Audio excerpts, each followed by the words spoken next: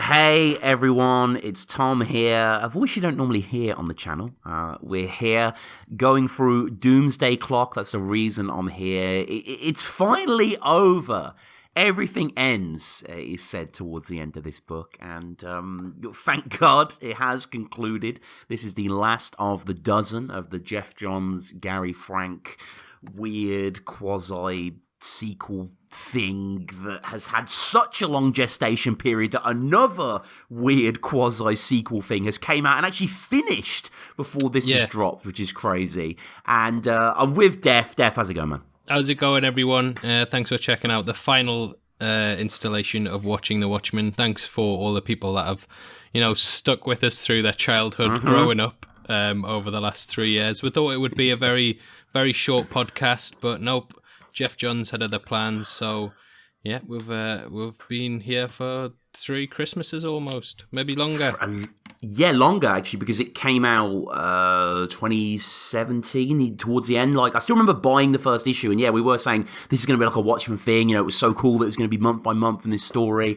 And I mean, we last spoke like 3-4 months ago or something like that. Like, it's taken so long. It's taken way too long. Yeah, it's like you said with the HBO show. It's crazy to think that they managed to do an entire series, film it, edit it, cast it, write it, and so on in the time that it's taken to do a 12-issue comic book. I don't know what's been going on at DC, but very, very strange. Very strange, Tom. What has been going on? Everyone thinks they're Dr. Manhattan at DC, taking their time with stuff. You know what I mean? Yeah. They don't have... We don't have I don't know. Maybe it was held back slightly, to capitalise on the Watchmen stuff. But I don't think they have that foresight really, and I don't really understand why it's taken that long. And it's been so long. I hope guys, go back through the old issues, the old episodes, if you want like a detailed recap, because I barely remember what the hell's going on. Like, this was quite. I had to read a few recaps beforehand to feel coherent going in. Like. Yeah, and this issue as well, it is sort of all over the place once more. So I just wish they'd written like a simpler story almost. Like the HBO show, very simple on the surface, but very dense once you start getting into it. And this is just very dense. And it's a bit hard to follow. Even the ending of this is still a bit up in the air. Very I was open-ended. tempted to do an ending explain, but I thought I can't be bothered with it. So I'd rather explain the ending of The Grudge. You know what I mean, Tom? Get that ad revenue in. Do it. Explain the ending of Jumanji 2, Oh, you've got to really. When they do a post-credit scene as well, Tom, you've got to explain that to people. Okay. You've got to. So should we get into this? Should we get into this final issue, which, one of the things we haven't really criticised throughout the run, and again, I want to say it's pretty cool, the cover. Yeah. The cover clearly playing on the idea of the blood splatter on the comedian badge. Now it's being the yellow of Superman's chest. And this is, quite a close-up. You can kind of appreciate the scratches and gnarls. And, it's simple. This really is a great image just to sort of sell the series as a whole. But I quite like it. Yeah, great cover. And you know what? I bet this image is something that they came up with early on. Yes, definitely. They probably thought, we should have Superman fight Dr. Manhattan and be, you put the bloodstain on the yellow S. And they're like, do it. Go make a 12-series comic book out of that. Probably. That's what I would guess, Tom. And then they realised they didn't really have much of a story to tell. Because a lot of this stuff, and we have been saying this, it feels like 2 separate storylines. Like, even the trade that's been released, it's in 2 parts. I actually got the first hardcover the other week. And it's weird that they've kind of separated it up, but it does feel very disjointed. Someone, I can't remember who it was, but they said that HBO's Watchmen feels like a sequel to The Watchmen, whereas this just feels like a DC comic book story with the Watchmen characters in. And I think that's very true. It does. It does. And all these horrible event mechanics that they're just shoving down its throat as well. It's not allowed to exist its own story. It's like we're going to get to the resolution of, if there was to be a through line early on, you would think, okay, at least we're going to find out what happened to Marionette and Mime's kids. And you kind of do, but then they're not given closure, which we'll get to, which kind of forces them back into the story. And yeah, it is just, at this point, this should be, think about the final issue of Watchmen. Really all the kind of action goes down in issue 12, and we kind of had a lot of the scenes turn up, which we kind of have here, but we haven't had much big action. But getting into the book, if you are going to do a parody of Watchmen, the easiest way to do it is to say, it's 1945. 5 minutes from now, X is going to happen. In 12 years, da-da-da-da-da-da. And it's like, Johns can't help but indulge in himself, not pushing the story really forward at all, just kind of recapping with a more like flourish. Yeah, and it is sort of riffing on the original Watchmen graphic novel, but it feels like stuff we've all seen before. It's not. I'm not invested in the story as much here, so I don't really care that it's repeating. Like if the best part of your story is just remember when this happened in that book that you like. Yep. It's kind of like, and it starts off with I was wrong. Everything ends. So immediately it contradicts the ending of Watchmen. And also I kind of feel like Dr. Manhattan's very absolute, so he wouldn't be wrong. Because he can see the future, and he doesn't consider things right and wrong. It's just very absolute. This is what will happen. Blah blah blah. I don't have an opinion on this. He doesn't have an opinion, so he can't be wrong. You know what I mean? No, exactly. Yeah, there's one thing that happens that we're going to get to when Superman and Manhattan face off, which is very much the Martha moment, the Batman vs. Superman, which outraged me. Like, that completely contradicts the character of Dr. Manhattan. Similarly, I was wrong, everything ends. So, like we've said before, Dr. Manhattan's one of the most interesting characters in the history of the written word. Beautifully put together by Moore. His contradictions and his paradoxes and just his pure omnipotence. And yeah, Johns is just treating him like anyone else, really. And for that, it suffers. So yeah, we have all this stuff. We have the picture that we see, this mysterious photo that appears whenever Dr. Manhattan does something plot-wise. That's, again, not really explained. I think it was touched on before. But, we're getting to the money shot, I suppose, on the second page. Well, that's what they Manhattan kind of advertised this as, wasn't it? Like Superman versus Dr. Manhattan, gonna fight. Which, do you care, Tom? No. I suppose when you're 14. It reminds... Yeah, it reminds me of like when I was a kid and I used to get all those, Marvel Essentials. I don't know if you remember those. They were kind of like soft cover, black and white, and they had like the first 20 issues of Spider-Man and Daredevil and stuff like that. And they're really cool to go back through. But all the covers would often be like, the Hulk versus Thor, like who wins kind of thing. And it's like, I don't know, it's 2019. Like, it's fun to sort of riff about in a pub, but in terms of a narrative, I want something a bit meatier. I don't know.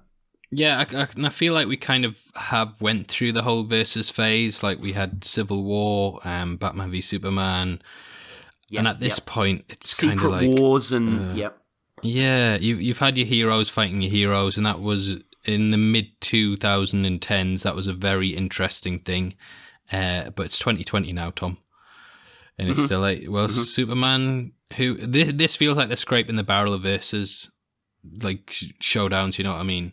They're like, well, we haven't had Dr. Manhattan versus Superman yet. Who would win? Which we all know. We've known, but I don't know how. Like, Batman v Superman was always a kind of interesting debate because it was like, well, Superman would hold back, and Batman, he's very smart. He would plan ahead and do it. Exactly, yeah.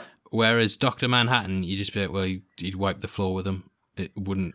It got, like, no Superman. Superman couldn't even punch him. If Dr. Manhattan didn't want him to, he could just materialize and dematerialize and whatever. It wouldn't be a fight. It wouldn't be a fight. That's basically it. It would just be, so you're off the board now, Superman. You're dead. But yeah. I think comic books in general are kind of falling back into this whole sort of cliche of, I want to see two characters fight to see who's going to win, when there can be so much more than that. And they're going back to what they were, which Alan Moore was able to pick up and completely deconstruct in the original graphic novel, The Watchmen. And they're kind of falling back into that almost, and going back to an almost Silver Age aesthetic. Yes. Yeah, which without any real irony, though. Yeah. Like Moore would revisit those things in 1963, his Image series, which I love, where, instead of it being 4, he does Osiris, the Egyptian gods, and he plays with all that idea. Whereas here, no, you're right, here, it is being quite sincere and just, putting the toys in the sandbox and putting them together. And on this street, we have all these threads coming together. It was slowly reassembling in my brain. So we have the Russia stuff, and then we have the Kandak stuff, and then we have, so it's kind of like on this little corner of the world, the plot's just, just everybody's flying. And, it's funny you say before about the Silver Age stuff, because definitely at the bottom of page 3, with Superman in the middle and everyone going towards him, like, that looks like an old school cover. Yeah, it does. And like you said, they're not doing it ironically or, to pastiche it. There's a brilliant bit in the Watchmen graphic novel where Night Owl and Silk Spectre are reminiscing about that supervillain that used to confront them and be like, punish me. And, Captain Carnage, I think he was called. Yeah, and in comic books in the 70s, what would have happened would have been they would have had a fight on a street corner. And what was funny about that conversation was that they talked about Rorschach and how he just dropped him down an elevator shaft. He just killed him outright, which was very sort of anti-superhero and anti-comic books at the time. Whereas this is kind of going back to it and be like, no, they would have a big fight in the middle of the city on the corner of a street, which I don't like. There's people showing up to fight Superman, and no one's really asking who Dr. Manhattan is. They're just all, we're here to fight Superman. And some of us are here to stand with them. They're not trying to talk with a guy who has been very reasonable for decades. Like Superman, he saved the world for decades. But they're like, I want to kill you, Superman. I know you've been a great guy for the past 40 years, but we're not going to talk it out or anything. You're dead. Yeah, it goes against all instinct, and again, it shows no real forward planning, and you're not invested because it's a very flimsy characterization, and we're cutting back and forth because if you remember at the back of one of the issues when they had all this stuff, which is probably my favorite information that we got, was kind of the meta-human map of the world, and we learnt about the Aboriginal idea and the Israeli meta-human program, and we sort of see things here and there and whatever. And again, we roll our eyes at how Johns is so shit at juxtaposition, there's the word, that Moore was so brilliant at. But Superman searing his heat vision through a pitch black demon, and it's saying, I cannot see through the barrier of darkness, it's on the nose, Steph. It's just on the nose. Very, yeah. And there's no stability in the storyline. They also have a bit with Rorschach where they sort of try to introduce racial politics for a second. Yes. But unlike HBO Watchmen, which centers heavily around racism and so on, it doesn't really feel earned or even where the story's at. It's just to show that some people are racists, and it's not integral to the plot. It's just some people are racist, Whereas Watchmen did have that plot aesthetic, but the plot was built around it. Whereas this is just a white guy showing up to hit Rorschach over the head with a pipe. Noticeably a white guy with a red hat. Yeah, good spot. Yeah, because there's so many MAGA, Trump allusions throughout this as well, with Robert Redford as the president and all the Russian stuff that's blowing up, and that kind of, I'm pretty sure Iran is mentioned in this, so I don't know if Geoff Johns had the foresight to sort of deal with that, but yeah, lots of stuff coming through here. I did notice the red hat just because it's quite prominent, it's clearly, it's drawing your attention to it, even when Alfred's grabbing his wrist, it's pretty much in frame, Yeah, no, you're completely right. I missed that. I just thought he was doing a Fred Durst impression. Thought he was a big Limp Bizkit fan, Tom. Maybe he is. They're probably both. He's probably racist and a Bizkit fan. Wow. It's likely, but shout out all the Limp Bizkit heavy spoilers fans. They're not bad. I don't mind Wes Borland on guitar, but yeah, we have this. Reggie and Alfred have some past, right? I can't really recall, but they had a few moments together. And, yeah, he did. Yeah. So he goes to recruit Rorschach. How do they know where he is? What's he doing there? There's just events happening here rather than character development, I feel. And I don't really feel the drama because there's nothing to be invested in. It's just very much, here's what's happening without, thinking about the logic behind it. I said I wouldn't shit on The Rise of Skywalker anymore, Tom, but I'm going to shit on it a bit. That film Okay. is very much events are happening, but there's not really a reason for them happening. It's just kind of Right. throwing it at the viewer, and I feel like this is what's happening here. Yeah, there's some. We've said this before. Like, where wasn't it the cops that Marriott and Mime were in their childhood, and we said those should have been the cops that investigated comedian's murder. Yeah. And it's like, maybe Reggie should have been back at the mental asylum where Mothman was, and Alfred knew that he loved him, and that would have a connection. But yeah, you're right. Alfred just happens to meet him outside, and yeah, you can actually see on page 7 in the middle Iran. I knew Iran was there. Iran called Superman a war criminal and vowed to make an example of the American hero. Jesus. So, do you think this was what started the war, Tom? Maybe. I think Soleimani was more of a Marvel dude, so that could have crossed it over. But and we do get these splash panels, which are gorgeous and enormous, and you can't help but pardon the pun, marvel at them. But Alfred is there, and no hope is spoken of as well, and we're cutting between back through all our characters. We're getting some sort of Rorschach director, but it's kind of. There's way too. It's so wide but so shallow. There's so little I'm invested in here, and it can become quite. It's almost like that splash panel is quite almost a representation of what's happening narratively. There's just so much combat, but very little that's sticking. There's very little scenes that really linger in the brain and want you to read forward. Yeah, exactly. It's just throwing everything that it can. There's too many plot threads going on, and they're trying to resolve them all in this issue. Watchmen, Doomsday Clock, I think probably would have been best as a longer series. Don't set yourself a time limit on it. Just be like, it'll end when it ends. Like most comic books do that. They tell a story in the time that they need to. And this sets up so much and then just tries to tie it all together, and it doesn't really work. And, we do keep saying that Watchmen, the graphic novel, was... Every issue was basically centered around one character, and you would see certain events from their perspective, such as the crime busters meeting, the comedian's funeral. It would be the same sort of events playing out from different perspectives, so that you had an anchor in that world that you could attach to, and then it sort of developed the story from there.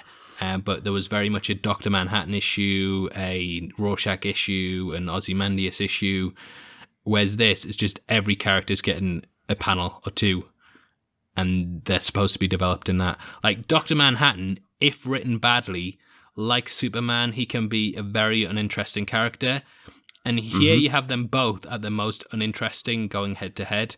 Now, Superman is interesting because he's got the ultimate power, and he has to wrestle with doing the right thing, or saying I don't want to do the right thing. Here, he's not really doing that, and he's just sort of fighting and catching stuff. Like he catches a car that's sort of a callback to the original Action Comics. The Action Comics. Mm-hmm. Yeah, and it just feels like they're cashing in on nostalgia rather than using it in a way that pushes the plot. And I think, I'm going to keep bringing up HBO's Watchmen, but I don't know if you've watched it all yet, Tom. I know you had problems with it. Haven't finished it. Yeah, I need to conclude it, definitely. So what episode are you up to? What episode am I up to? I think 5. I think they had the exchange on the farm where she wanted to buy before that thing dropped. Yeah. Okay, so they're all pretty meh episodes. They're better on a rewatch once you know the full story, but from about episode 5 onward, it gets really, really good. And they start focusing on like the following episode from that is centered around Looking Glass and his backstory, and you get to see how the events of the squid sort of shaped him into hiding behind a mask. Then you have a Hooded Justice origin story, Tom, which I think you'll really like. I've been told it's amazing, and someone that we both admire, Mark Benedine. I think he said it was his TV episode of the year, so I definitely need to get on that. Yeah, so and they sort of take original characters from the original graphic novel and put them in really interesting directions that I would never even think about. This, they're taking the characters from the original graphic novel and being like, let's have them have a fight with Superman and Batman. Yep, and that's it. That's the depth of it. It's all been building towards this punch of Superman destroying Dr. Manhattan, but They actually they do a little fake out, don't they, Tom? They do a little fake out where it's They not a do. punch. I know I'm skipping over stuff here, like the Lex Luthor thing, which I don't really. Yeah, I mean, no. You're yeah. I was just trying. I mean, just to pull back quickly to one thing. I think the it's funny you mentioned about nostalgia and that idea. Like, I very much had. 'Cause, yeah, I did notice the Action Comics things as well. And the first appearance of Batman as he drops from the plane, it almost kind of seems a mix between the first 52 issue and the first appearance of Batman where he's like swinging by that rope and stuff. Yeah, and he's got a criminal. Yeah, and he's got a rope in his hand in this one. So I don't know whether, again, it was pulling back to kind of the archetype and heralding that idea. Yeah. But yeah, we get the punch. This fire guy had someone inside him or something. I seem to remember there was like a lot of that plot in like issue 7 or 8. But yeah, they have combat, and then we get to the Martha moment, which, I mean, like, Dr. Manhattan did not give a fuck about Janie Slater. Like, that was kind of the whole point, that she was his anchor, and then Silk Spectre later, and that he became devoid from that world. And, like, I just don't believe him caring, like, maybe in a certain, like, trace way, but certainly not in a way to, like, make him realize, the errors of his ways and change his whole fundamental core. That just seems a bit of a smash and grab, really. I don't believe that would happen. Yeah, I don't either. And this fire guy who Superman's, like, saving Dr. Manhattan from, you wouldn't have been able to kill him. No. And he just appears out of nowhere to kind of divert this punch.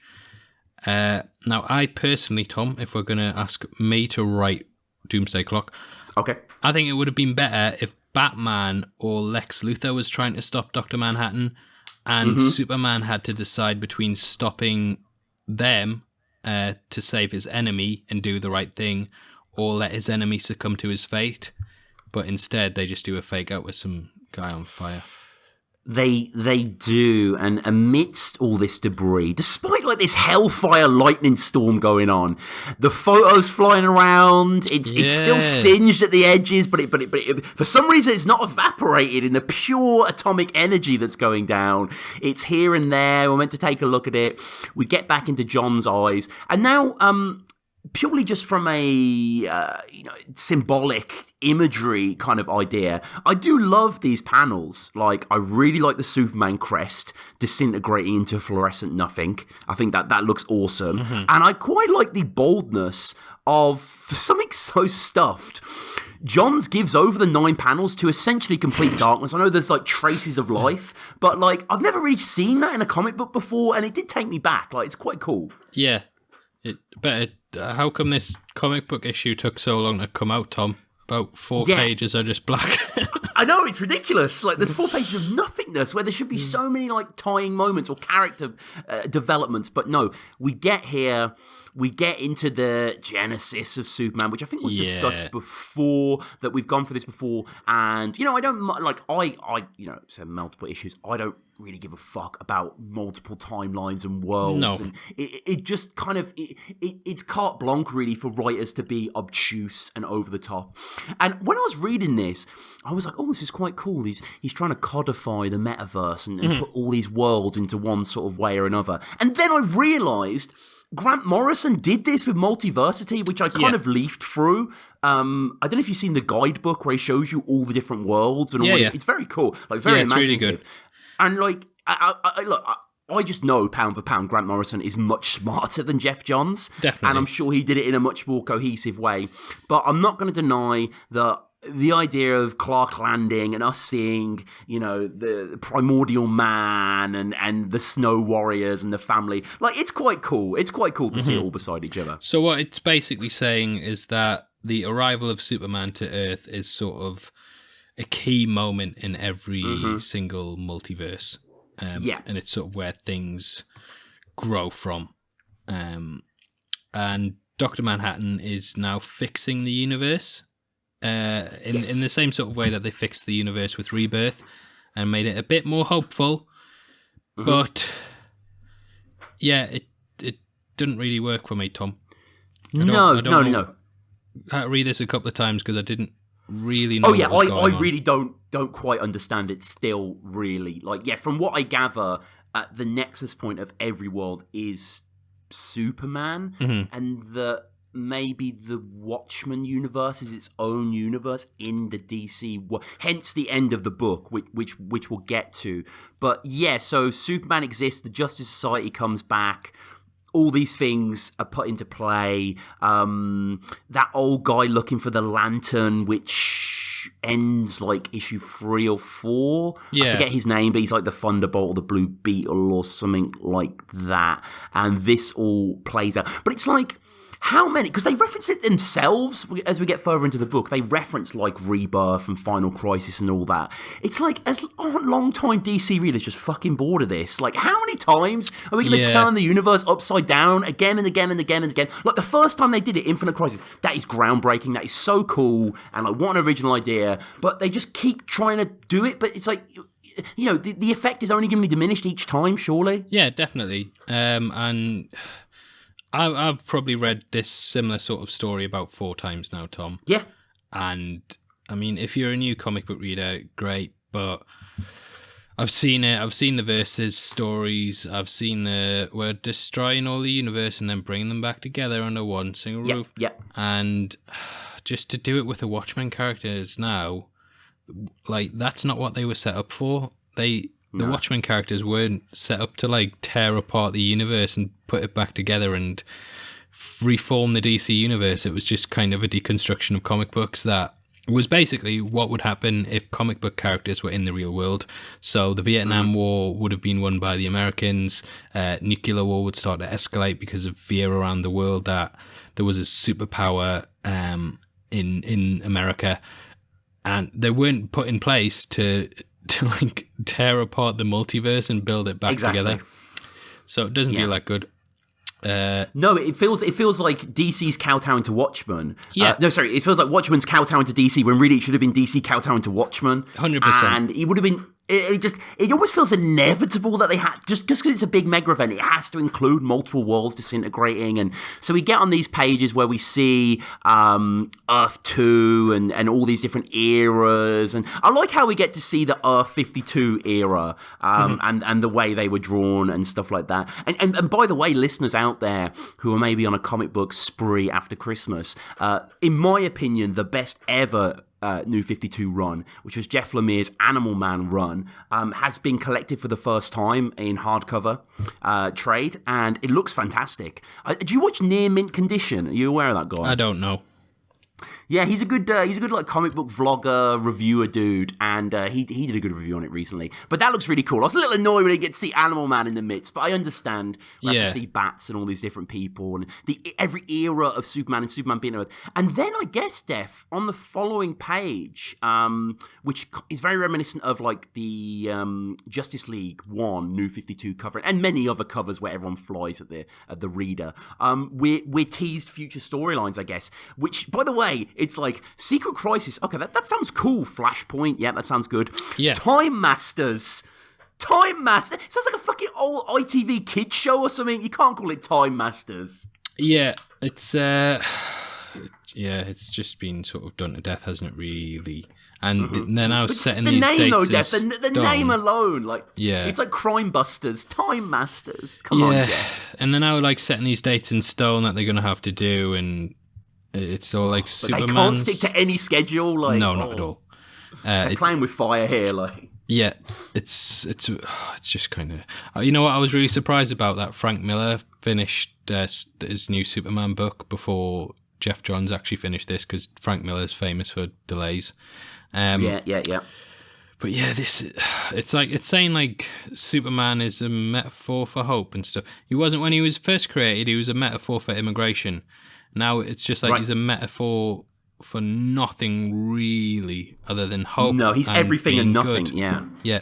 Mm-hmm. And Ozymandias' plan gets revealed, and it was to inspire Dr. Manhattan and come back and save their world by framing Superman and showing that he's a good guy. Was that it? Yeah, and then It pretty much was, but his plan to get Dr. Manhattan to do that was that Dr. Manhattan had showed mercy on this couple when their child was missing or something and didn't kill them. It's like, it's so tenuous. Like, yeah, the original Moore Watchmen is so bound, like, it's real watertight, and that's what makes it so fun to talk about, because there's so many parallels and echoes, and the plotting's genius. And Ozzy's plan in that is kind of a traditional supervillain plan, like, you know, the way that Dan Dreiberg hacks into his computer easily and sees all this maps and stuff. But it's done again in quite an arch-ironic way, where here, it's just nothing holds together under scrutiny at all. Yeah, well, Ozymandias' original plan is so genius because basically you expect heroes to, you know, always tell the truth. Like Superman never lies. Heroes always tell the truth and so on. But at the end of the book, they have to lie. That the world's like, you know, the heroes have to continue being like, if they, well, I know Dan and Laurie sort of go off and live their own life, which also gets brought up in this story. But in that, they're kind of bound by this lie, where if they say what's happened, then the world's going to be ruined. So it's kind of showing that everything isn't black and white.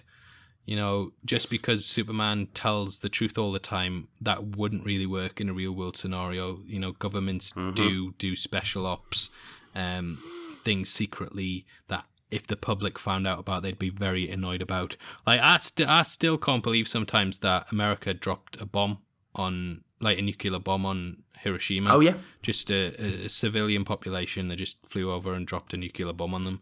And it's kind of like, you know, you're aware of this stuff, but you look the other way because you sort of have to remain ignorant to it. And that's sort of what Watchmen ends with. It's this whole thing of like, well, I know this thing that happens really bad, but what if it hadn't have happened? It would have been worse. Whereas this plan is just like, come back to my world and save everyone, please. I keep doing that voice throughout this.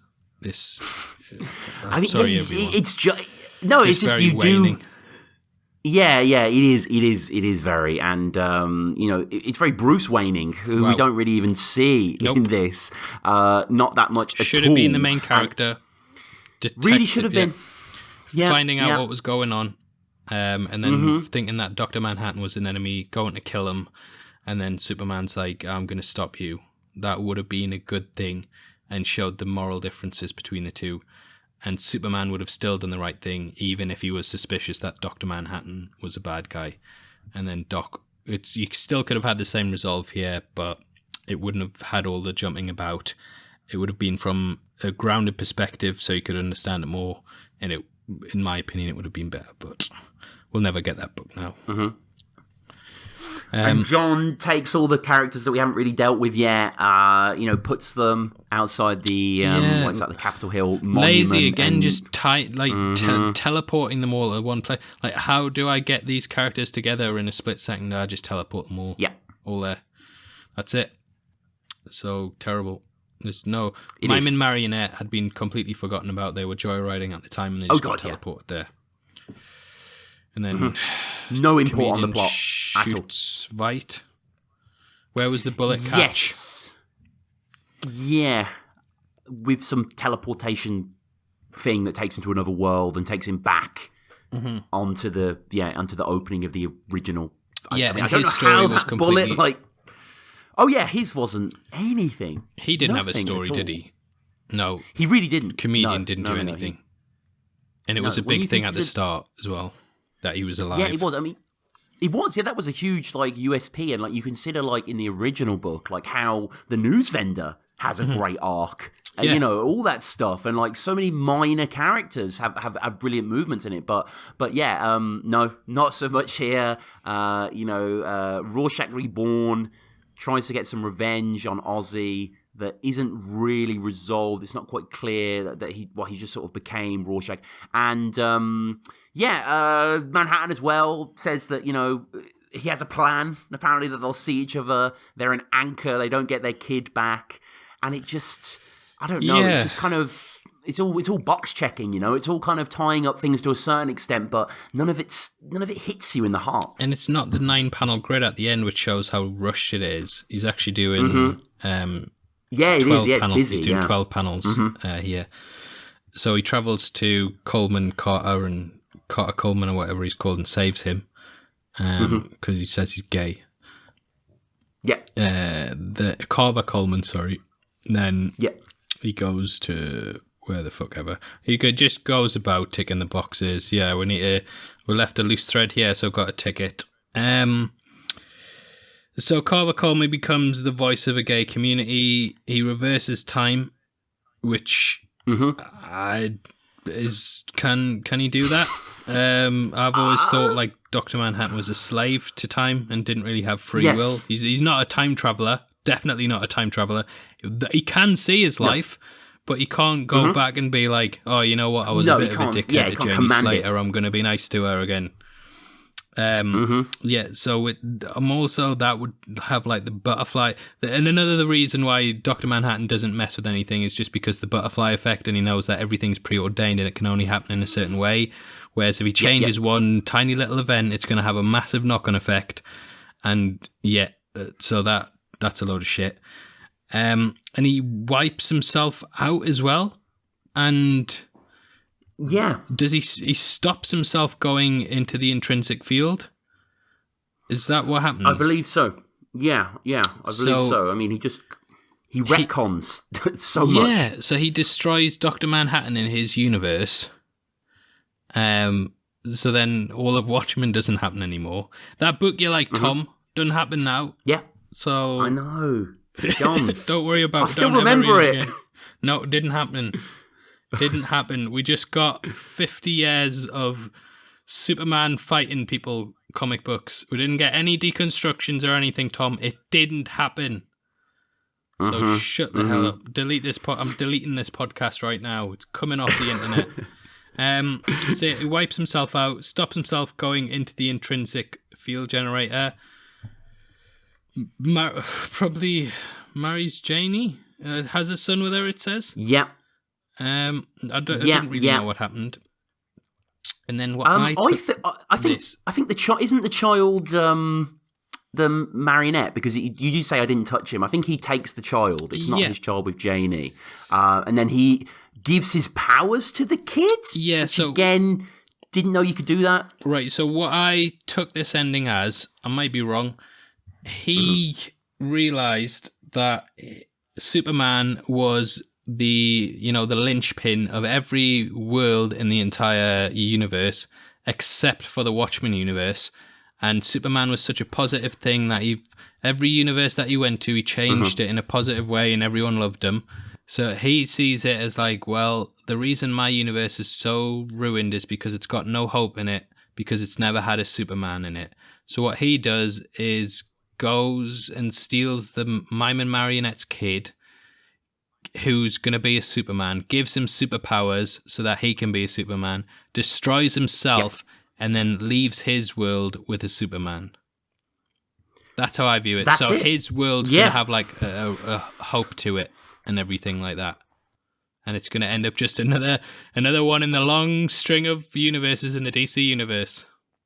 I know, yeah. This is just like Watchmen 1 or whatever this universe is called now, or the Moreverse. Yeah. They need to call it the Moreverse. Definitely. I think that would work. And he would love that as well, wouldn't he?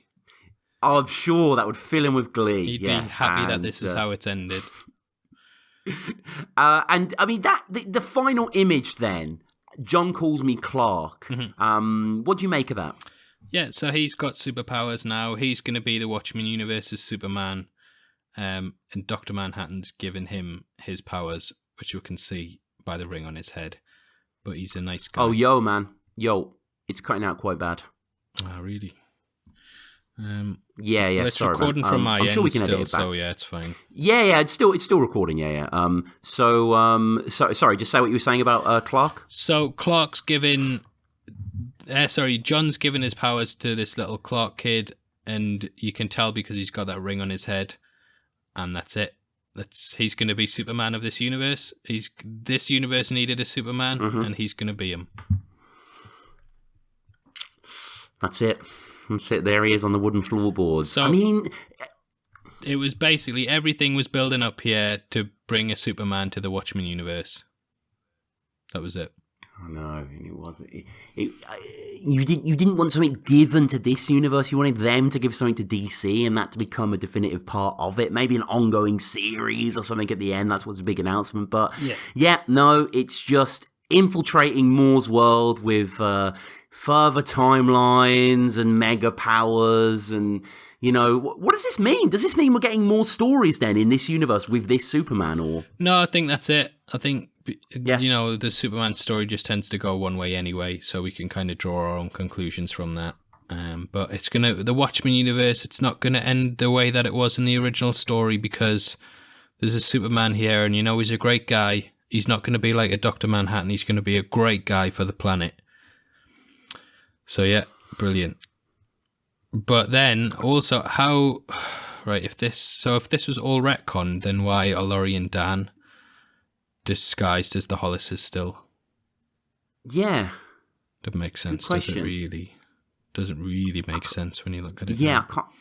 No, it doesn't, and it doesn't have to ultimately if it's like a moving tale. But maybe.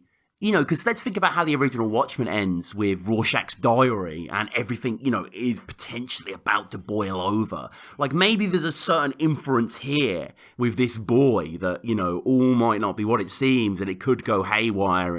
But like you said, I don't think so. I think this is just the end. It's a cute little ending to throw there. And we get a Rabindranath Tagore quote, the Indian poet. And again, with Johns, he just takes it really on face value. Every child comes with the message that God is not yet discouraged of man. The illusions of God, of Manhattan and creation. And again, it's fine. No back material bar a Carver Coleman Hall of Fame star. Which, I don't care about this guy. Like, I don't know. Like, is this supposed to elicit any sense of sorrow? Like, and why has he got that photo of Janie and John beside him? That photo's getting around that, Tom. That it's everywhere photo needs to laminate that bitch. You know what I mean? That photo's gonna get trod on. So that's it. What a stinking disappointment. But I almost felt it was going to be bad from the off. So I can't say I had a Manhattan vision of the continuity, and it was always going to be this way, Deff, I'm afraid. Yeah, and you've actually got the Superman cape draping over the Watchmen clock at the end to show that's right, yeah. Superman. He's better. Nice. He's better than Watchmen. Essentially, yeah. But yeah, that's it. 3 years or 2 years or whatever. It's over, finally. Was it worth it? Oh my god. If only to speak to you, old chum, every now and then it was. But in terms of me enjoying it, no, it was a complete waste of time. Yeah, it just feels like they just dropped the ball from the off. Didn't stick to deadlines. Didn't really know where the plot was going. This was meant to set up a lot of things in the DC universe, and it obviously hasn't, because it's taken so long to come out. Just feels like it did. It's just, I'm glad it's over, but I didn't enjoy it. That makes sense. There's one thing I just want to mention as well that I think we glossed over quickly. Page 34, when they're talking about Time Masters and all that. It's quite an interesting thing here. On July 10th, 2030, the Secret Crisis begins, throwing Superman into a brawl across the universe with Thor himself and a green behemoth stronger than even Doomsday, obviously Hulk. So is that hinting at another crossover, or? Maybe. That would be good, wouldn't it? Because they've done all of the verses that they can in the DC universe. So, maybe. They've got no ideas left, so they're going to have to swap over at some point. That's it, yeah. And, I don't know. Yeah, but all these dates as well, Watchmen... Tom, they're upcoming storylines to look out for. Yeah. That's it. And they're looking for in the future. Yeah, Secret Crisis, that must be, because obviously Marvel do secret stuff and DC do Crisis. So maybe they've got something penciled in. Like these podcasts, we'll do it then, and then we'll never do it. Yeah, yeah, yeah. I thought Secret Crisis was a thing, but it's not. I just googled it, so yeah, and it looks like there's a Secret few. Wars and Yeah, Crisis. there's a few. There's a few news things about that online that are saying, is this teasing it? So clearly it is. But yeah. I mean, obviously, comment down below, guys, what you thought of this book. Go back and check out all of our other reviews. We've spent a long time dissecting this piece of hot garbage. And go through all our other discussions. You may not be aware that me and Deff, certainly the best thing I think we've ever done, we spoke to the colorist of the original Watchmen, John Higgins, which was a fantastic chat. And, still really, really proud of that. But yeah, Dev, any final words on Doomsday Clock? Everything ends, Tom. Yeah. Unless it keeps going. Everything does. Mm-hmm. Like this. Yeah, we'll probably be back in a couple of months. Hopefully they do a second season of Watchmen on HBO. Hopefully. Okay, are they going to do that? I don't think they are, Tom. I think Damon Lindelof said he doesn't want to, but it does end on a cliffhanger, so... And, Hollywood and that, they're bankrupt ideas-wise at the moment, so everything's getting brought back. A bit like Gavin and Stacey. That ended on a cliffhanger. Yeah, that exactly. I got asked to do an end and explain to that, and I was like, well, I don't... Either he said yes or he said no. There's not really much to explain. Yeah. And I don't know. You can explain the you can explain the fishing trip. You could go into all the clues throughout the show on that. That'd be a good one. Yeah, we're not. But yeah, guys. I guess the final thing I want to say is, in the last times as I spoke to Deff, I have started another new podcast. This is a bit different. This is actually a game show podcast. It's a pun wordplay game show called Pun It. I've had many people on, battle rappers and such, and friends of mine, and it's getting a good response over there. So, go check that out. And obviously, heavy spoilers. Stay subscribed. Deff pumping out that stuff for you. And yeah, I mean, we'll have to speak about something else, in the future, because we are technically done now. We for the last, almost 4 years, we've had this ongoing obligation to do Watchmen, do Doomsday Clock, I guess before Watchmen, even though it is complete crap, we should still do it. Well, this was complete crap, Tom, and we still did it. So yeah, true. Maybe we'll do. You know what, listeners, stick around because we might be doing before Watchmen. I've got all the stories. I haven't read them. I bought them about 3 years ago when we started this podcast. Yeah. So I suppose we'll have to get round to them. Bloody hell. Okay. Well, yeah. I guess. Wait. What would your score of the graphic novel be altogether? Now we've completed it. Doom. Yeah. Oh man. I'm not even joking. Probably like a 2 or a 3. Really? There's very art wise. If we're just looking at it holistically, on everything, art wise, brilliant. I'll score that individually probably 8 or 9. It's not quite to my taste, but it's incredibly done. Yeah. Gary Franks is a real talent. But in terms of story, so convoluted and lumpy and mega eventy, and I don't think Geoff Johns is a good writer at all, really. And I'm not even even though I love Watchmen, I'm not being this hurt little fanboy over what it's tried to do, even though I think it's been terrible.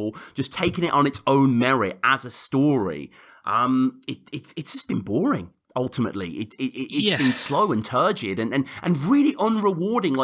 12 issues. There's a lot of time you got to put into this, and normally you don't begrudge that because it flies by. But here, I really found myself looking at the page numbers and being like, "Oh, how long have we fucking got?" You know what I mean? It's just come on. And it was they were quite short issues. A lot of the time, they were about 20 pages long. And I had the same thing where I was like, oh, finally got the end of it. Get in. Yeah, feel the same. Very, you've got a direct comparison of it as well. They released this issue in the same week as the HBO Watchmen finale. And yeah, it was night and day, the difference between them. One, you could tell they'd really thought out everything from the start. And initially, the HBO Watchmen, it did seem like they were just throwing shit at the wall, but it really came together really well. Whereas this just... There's a Superman and nothing really mattered anymore. I hate that. I hate when they retcon everything and they get rid of it, especially when it's like a classic. And yeah, not rewarding at all. If you wanted the Watchmen graphic novel to mean nothing, then congratulations, here's your book. If you didn't, then... Yeah, It's shit. Yeah, if you hated the original Watchmen and you wish that it was expunged from the canons of law, then you're in for a treat. And it is good to. I just had a quick look on Comic Book Roundup, the sort of Rotten Tomatoes thing, and this is the second lowest rated book after 12. It's still got 8, but it looks like there's quite a lot of bad reviews actually. Yeah, quite good. a lot of 5s and 6s, quite a lot of tepid responses, which is what you want to see. A lot of people saying how they're disappointed, how the Watchmen characters feel like filler, and this is more just a kind of giant meta narrative that they were just pawns in, which is totally true. Yeah. Like, you know, you can't embody Watchmen and then fucking do a multiple world story. Like, it's not what, you know, this is about. Like, it is about that grounded, gritty reality and that verisimilitude. So, yeah, au revoir, I will say. Good riddance. Fuck them. That's it. It's a good night from me. And it's a good night from Kwei. Take care, everyone. Cheers.